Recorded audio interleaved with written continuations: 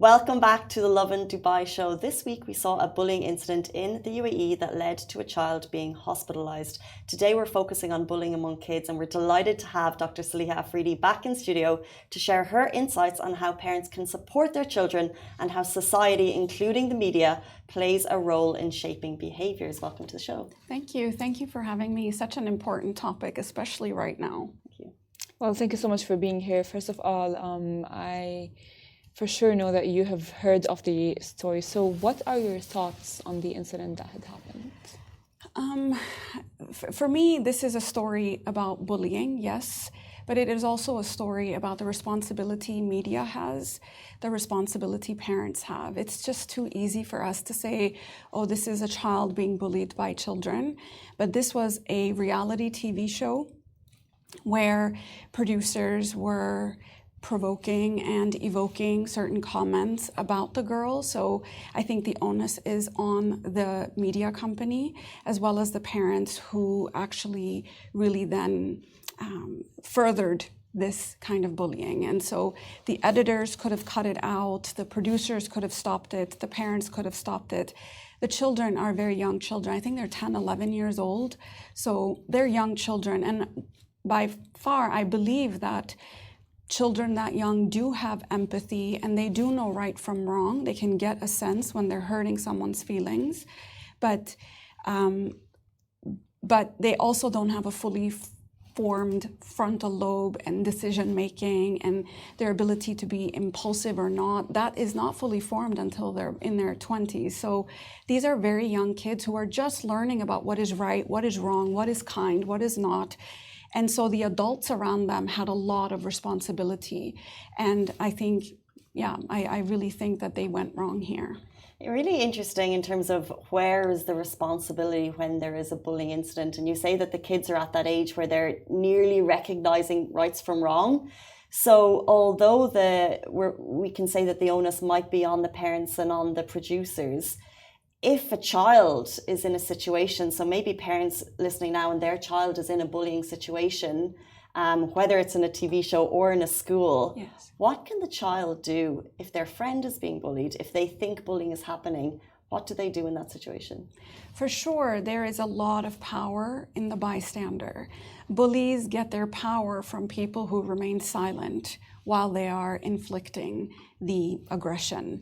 And one thing we have to know that bullying is sometimes someone is teasing someone or someone is doing something that is not nice. That is not bullying. Bullying is when it's repeated, when it's intentional, and when there is a power differential, clear power differential between the two. So repeated, is this happening again and again and again, or was I just having an off day and said something mean to someone? Mm-hmm. Is it intentional? Did I have the intention to hurt? Was there malintent? And sometimes you realize, oh my gosh, I didn't even know I said something. I'm so sorry. And so you see an immediate reaction in the person where they feel like they hurt someone. So is it repeated? Is it intentional? And there's a power differential, whether it's physical power or social power.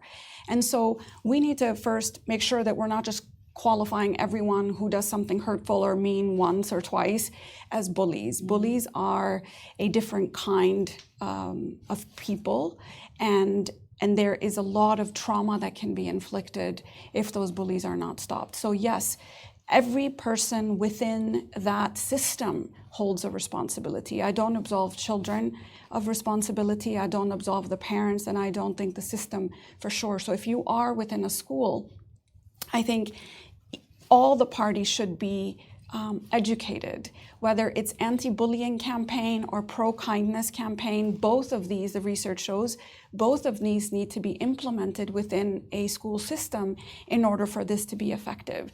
So I can tell my child, hey, if you ever see someone being mean, you stop and say something, because that actually disempowers the bully.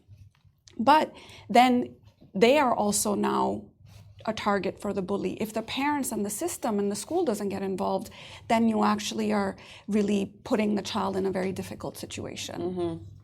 Speaking of bullying, it's like an umbrella. And Yes. people maybe will not really quite understand sometimes bullying. So what are the different kinds of bullying, and how can like parents and teachers recognize that this is bullying? Yeah. So like I said, the three things that are necessary for it to qualify as bullying: the repeated nature, the intention to harm, and the power differential. That needs to be there. But there are four main types of bullying. But the list can go on and on, but we can put them in these four categories. Physical bullying, which there's aggression, hitting, tripping, pinching, that kind of stuff that can happen. There is relational bullying, where you're using social power to actually exclude people or whisper and talk behind. So really making that person feel quite marginalized, hurt, and excluded, shamed, humiliated. That relational power is going to be there. There's also verbal bullying, calling people names and demeaning them, humiliating them in front of people. And then there is cyberbullying, which is, this incident that happened recently would qualify as a cyberbullying incident, where something is on a device and through the aid of technology can reach the masses. So the most harmful can be oftentimes cyberbullying, because there is such a loss of control. The whole world, with one click of a button, can know everything. And I think that's why this was so traumatic for the young girl who went through this, is because the whole school knew about it, the whole community knew about it, people were talking about it, and you just get crushed under all of those comments. And with social media, there's this anonymity.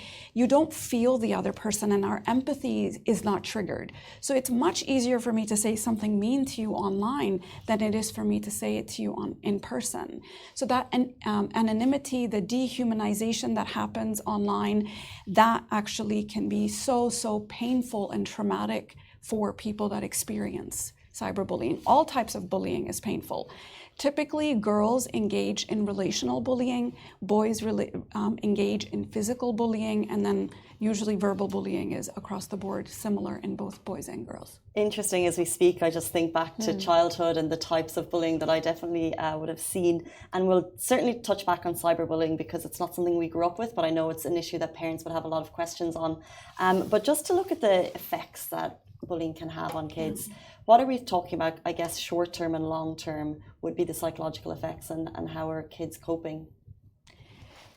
So I did use the word trauma, and this is a trauma for many people. There are so many people in my clinical practice that I've seen that are adults that are still so deeply wounded by the effects of childhood bullying.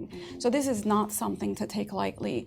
There are people who can't, they really get crushed under the weight of the bullying, and they take their own life, and and that is a painful reality of the outcomes of bullying. So those are the two extreme. And when I say trauma, I like to use the definition of Gabor Mate, which is that trauma is not what happens to you. It's what happens inside of you as a result of what happens to you. So it's about the capacity. Now, this is a young child. They don't have the capacity, they don't have the ability to actually process all of the stuff, to make sense of that this isn't about me. There are actually mean people, and it's not that I'm a bad person or there's something wrong with me. So they actually don't. And so that's why it's so much more painful in childhood, because they don't have the ability to process. We have movie ratings because that child cannot differentiate between reality and what is, created as entertainment. And so this for her feels very, very real. And any type of bullying can have far greater implications when happening in childhood than adulthood. But adulthood bullying, workplace bullying, all this is still happening. And I see so much relational bullying happening even within adults. She didn't get invited to that party, I'm going to exclude her, I'm going to post this picture. That stuff is still going on in adulthood. So trauma is a real effect. So obviously the symptoms would be depression, anxiety, psychosomatic pain, social anxiety, humiliation, and this is not just short-term but long-term. But I do like to say to parents who have had a child who is bullied, that this doesn't have to be something that stays with them for the rest of their life. If we create a safe space, if we help them process this pain, people can definitely heal trauma, whether it's childhood trauma, adult trauma, any type of trauma. There is therapies for that. And so if your child is showing clinically significant symptoms and you're like, this child is really not well, which to my understanding, the child that went through what happened recently is really not well, I would really encourage them to seek therapy for help her to process, to name, to integrate that experience in a way that she can walk out of this empowered and say that I know who I am and I know what I went through, but it doesn't define me. And I will use what happened to me to speak out against bullying. I mean, there's ways that this narrative can totally shift, and I've seen that too. That's positive. Yes. Well, and when a child gets bullied, should the parent intervene as soon as possible? Because then they might seem like the child is too dependent on their parents, and then like other kids will be like, oh yeah, she got her mom or her dad or. Right. Yeah. So this is where it gets very tricky. This is why the whole system has to be involved, because there's always a risk with children who don't want to speak up because they don't want that retaliation. Oh, you're just a mommy's boy or mommy's girl, or oh, look, your mommy had to come fight your fight for you, or your daddy had to do this work. That stuff is real, and so many children are silent. And so many adults are silent in the same way with workplace bullying, right? Like, because they are afraid of retaliation against what could happen if I do speak up, which is why, for sure, 100%, I think that parent needs to be involved. 100%, I feel that whatever community they're a part of, whether it's a school, whether it's a workplace, now in this situation, it was the media, they need to be involved in stopping this from happening. And that's why I'm so upset and disappointed that they didn't stop that. They could have stopped it from not putting it out there for her to see and for the world to see, right? And so that's where a lot of this we all need to be involved in stopping this. So 100%, if a child is watching this, I would tell the child, talk to a safe person. If a parent is watching this, do not get inflamed. Do not get on the phone and start. Create a calm environment, speak calmly, get the details, document the facts, think through, hold space. First, it's just you being there for the child is going to be so important. And then typically what is happening is that they're part of a community, which is where the bullying happens. I would say talk to the administration of that community and have that stop within that. So the parents do have to get involved, and they have to find a way to make sure that that child is not retaliated against. And I've seen many different forms of that, where the child was actually, in this case, the child was given permission to do distance learning for a while. I've seen children removed from one classroom to the other, just to say that, okay, we're going to protect you.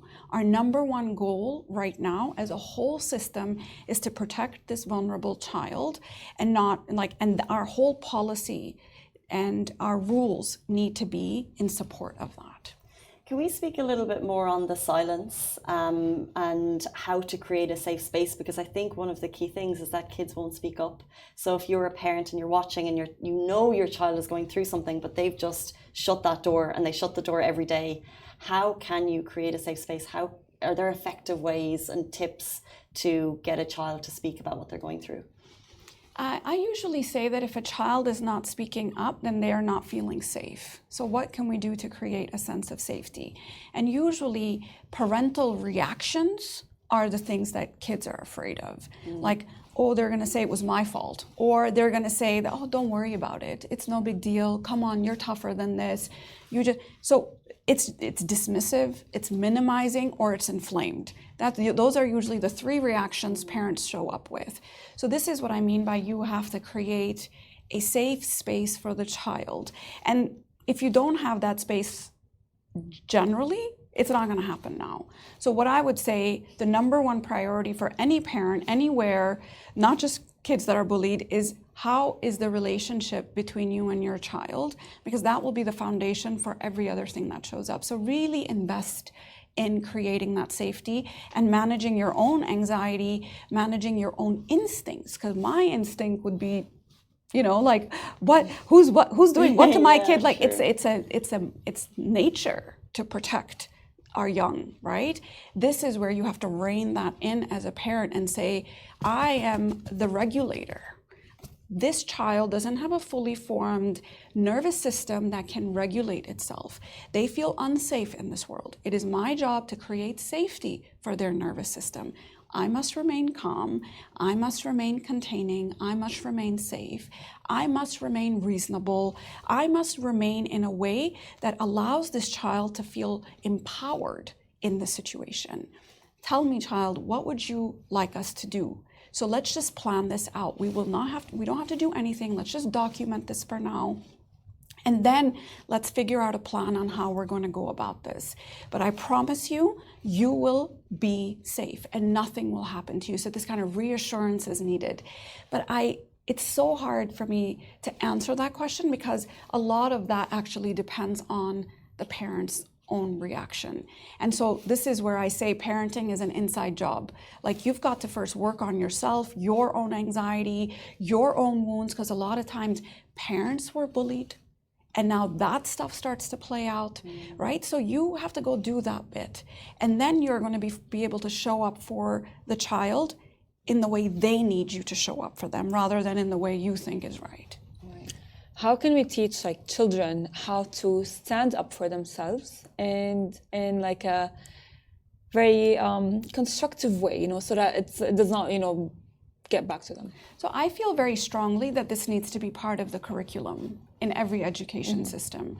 I feel strongly that social, emotional learning, assertiveness, drawing boundaries, standing up for yourself needs to be part of every curriculum. And not in an aggressive way, but how can you just show up, right? Because no one really teaches assertiveness skills, right? So we then resort to either being passive, where we take it, or we be aggressive, or we be passive-aggressive. No, assertiveness really doesn't fall within that realm of teaching. And so I really think it needs to be part of the curriculum and not something I have to take my child after school and now go teach a coach who will teach self-defense and who will teach standing up for yourself, or me as a mother has to do only that work. I think it's a responsibility of our school systems to do that work too. However, as parents, there are many programs you can look at online. There are websites absolutely dedicated to this that teach people digital citizenship and what is good, what does that look like? What should you share? What should you not? All of that stuff the thinking has been done. We just have to actually have that conversation.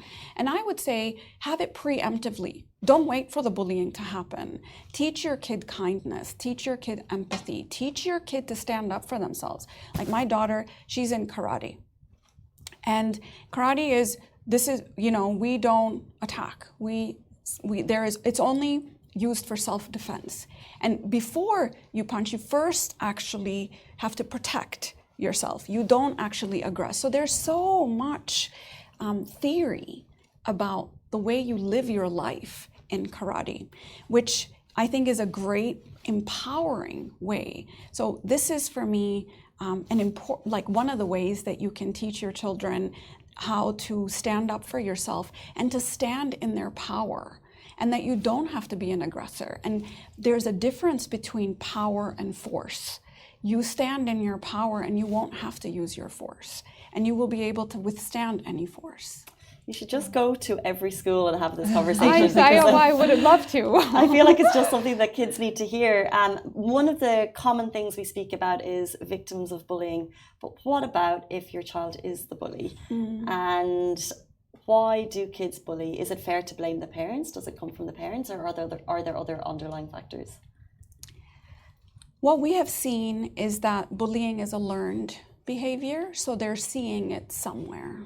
And typically, bullies themselves are either have issues of insecurity, or grandiosity. Like they think of themselves as actually being quite powerful, but internally they might actually be quite insecure.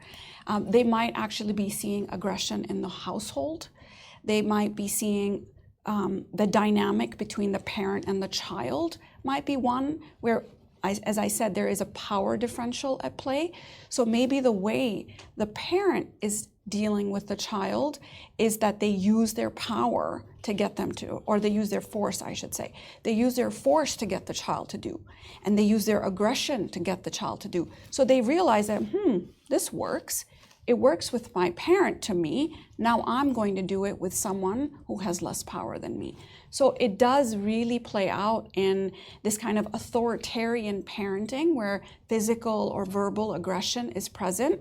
You will see that that child will also use those antics in their world. So power imbalances is going to be very important. So parenting is an important element. What they see on social media is really like, we think that parents are the be it and end all, but it's not the only thing that is raising our children is the parents. The school system is raising. So if the child sees that the teacher is not intervening, okay, you're giving me permission to act this way. So if the school doesn't have very clear rules and policies around bullying, then you have a little bit more room to have some of that happen. And then I would say social media. What are our children watching? Who is raising your kids? What are the role models? Some of these pranksters, right, that they are on YouTube, I'm not familiar with all their names, but they're really mean. They're mean and they're making money off of it, right? What you see on reality TV, they're like appealing to our base instincts of power and dominance and humiliation and taking pleasure in people's struggles. Like this is what we're seeing works. So this is what is informing our conditioning of how am I going to be in this world, which is why I think that pro-kindness and pro-empathy programs need to go alongside the anti-bullying and anti-aggression kind of programs that we have in schools and the conversations we need to have in our families. Well, speaking of bullies, correct me if I'm wrong, but I feel like bullies are victims of their own selves in a way. So how can we help children who bully change their behavior? Yes. So if they are a child and they're bullying, so there's definitely something wounded in them. I agree with this. I do take a very trauma-informed lens to bullying and to any type of aggression that kids might be enacting, that there's something in them that is hurt. And instead of saying, what are you doing? The question would be, what happened to you? And this kind of trauma-informed lens in therapy would really help the child then access the part of them that actually is kind, that actually is empathetic. We all are, by the way. We all are born with the ability to empathize. We all have mirror neurons. Your pain is my pain.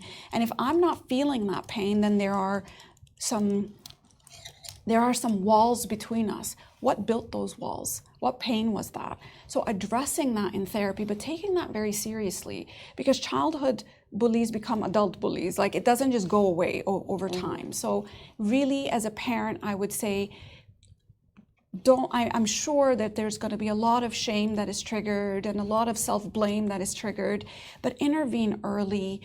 There is a way that they can actually access their humanity and their empathy. So I would say take this to a professional and treat it professionally. We're coming towards the end of our show, but I do want to get one quick question in there about cyberbullying. Mainly more for parents in terms of how to monitor and how to engage their children's online activity without invading their privacy. Is there a way for parents to kind of guide their kids and just to make sure that everything that they're doing online is safe and they're not putting themselves in harm's way? Well, first of all, you're about to give them, what I could be like a potential, like a weapon of mass destruction, truly internal destruction, even external destruction, if you just hand it to them and be like, oh, here, happy birthday for your 10th birthday, I got you a phone. because you would never let them just roam around outside in the world, right? You are so protective when they go to the park or when who they get picked up from and who they're talking to and why did you talk to that stranger. But we just hand them the phone and actually don't even have a conversation. There are great contracts online. There are great programs about digital citizenship and about learning about how to be online. What do you what do you share? What do you not share? Who do you talk to? Who do you not talk to? There's so much that needs to happen. And those who know me know that I'm pretty hard-lined on not letting my children be on social media. Like, I'm going to delay that as soon as and until I can. My 18-year-old just literally went on social media. Wow, that is a hard line. As she went on to college. And so for me, it was really educating my children a lot about the dangers of social media, the addictive capabilities of social media, but all the other stuff that's happening on there, the bullying that's happening on there. And so for me, it needs to be a full semester-long course about what will you encounter, how will you do this, what will you post, what does that say about you, what is going to be your brand online, what is going to be your position about certain things, what will you encounter, what types of images that will you see, how will you process that, how will you know it's too much. I can go on and on, right? And so don't just hand them the phone and be like, here, off you go. And because Facebook says 13 is the age, no way would I give my child social media at 13. No way. When I know that 50% of all mental health issues arise at the age of 14, and they're going under massive changes, puberty and relationally and neurologically. Why would I add this stressor to their life? So no way. And so I think as parents, we need to be empowered. And as far as privacy goes, No, they're too young to have privacy. Just like I wouldn't, oh, Mom, please don't ask me where I'm going out tonight as the 10-year-old walks out of the house. No, I need to know who you're going with, when you're going, who's going to be there. We would do that. And it wouldn't be seen as, oh, this is their privacy. Why is all of a sudden I need to protect their online privacy? Until they're old enough to go make their own decisions, there is no privacy. I'm going to be there. I'm going to have passwords. I need to know who you're engaging with. And I still know that even when I have all of that, that they will still do things and encounter things that I cannot control. This is where the education needs to be. And that's why it needs to be a really thought through process, a long conversation, drawn out conversation, again and again conversation about cyberbullying and the pain and all the other things that you can encounter online. So something I feel very, very strongly about, something I feel like we don't talk enough about, especially in this part of the world. Like, it just feels like everybody has a phone and so I should have one too. No. Dr. Saliha Afridi, insightful as always. Schools, parents, media, we have conversations to happen. Yes. It has to happen going forward. But thank you so much for your insights on the topic. Thank you. Thank you, Farah. Thank you, Casey. And that brings us to the end of our show. Thank you so much for being here. We'll see you back here tomorrow morning, same time, same place. Bye-bye. Thank you so much.